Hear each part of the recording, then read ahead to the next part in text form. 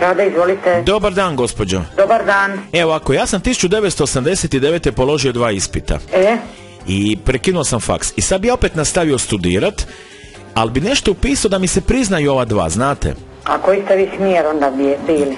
Ja sam položio obranu i marksizam. Ne, a to vam više ne postoji. Marksizam. Dobro, ali nešto možda neka zamjena, pa da mi se umanji 2 ispita. Ali kaže vam, zamjene nema. Evo ja ću vam sad otprilike pročitati koji su. Imamo engleski, matematika, tehnička mehanika. Evo ga, tehnička mehanika, to bi mogla biti obrana. Obrana? Da. Ja mislim da ne bi mogla biti.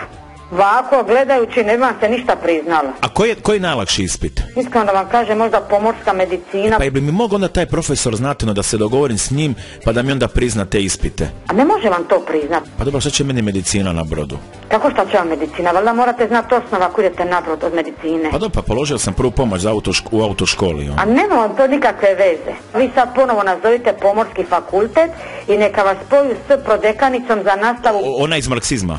Ne, ona je prodekan za nastavu. Ja ću onda reći da ste vi meni rekli da se to da zamijeniti, samo da mi ona mora odobriti. Nemojte vi to govoriti, to se ne da, po meni se to ne da zamijeniti. Ma jasno, ja ću reći da ona mora to potvrditi, ali da ste mi vi rekli da bi se to dalo srediti, samo ću to reći. Ma ne more se to dati srediti. Dobro, ja ću samo reći da mi gospođa... Nemojte vi spominjati mene. Jel mi možete malo vi zažmiriti onako? Ne može.